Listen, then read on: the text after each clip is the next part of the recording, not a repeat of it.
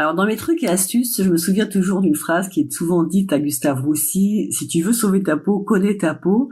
Donc faut vraiment bien comprendre la maladie, bien comprendre ce qu'on doit observer, devenir un peu des experts de notre propre corps, de notre propre peau. Je fais beaucoup d'auto-examens, je fais à peu près 3 à 4 auto-examens donc par an.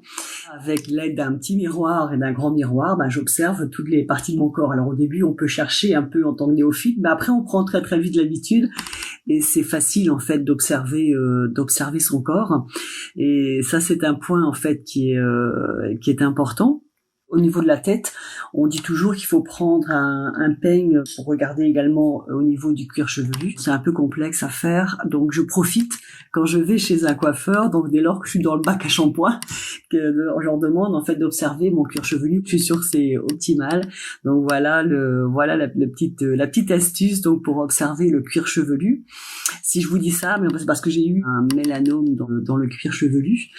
Et dans mes trucs et astuces, je fais aussi donc bien attention sur le fait de bien mettre ma crème solaire. Pour être sûr de rien oublier, je fais d'abord ce qu'on appelle dans l'environnement mélanome les zones oubliées, à savoir les oreilles, le nez, entre les doigts, entre les orteils, la plante des pieds. Donc c'est vrai qu'en protégeant d'abord les zones oubliées, on est tranquille. Et après, je fais le corps entier.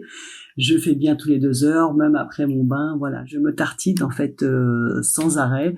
Et après, donc j'ai également fait enlever donc des grains de beauté qui se trouvaient sur des zones de frottement importants, comme on peut voir parfois, donc à savoir les agrafes par exemple de soutien-gorge ou voilà ou des dessous de soutien-gorge, pour ne pas agresser en fait mon grain de beauté.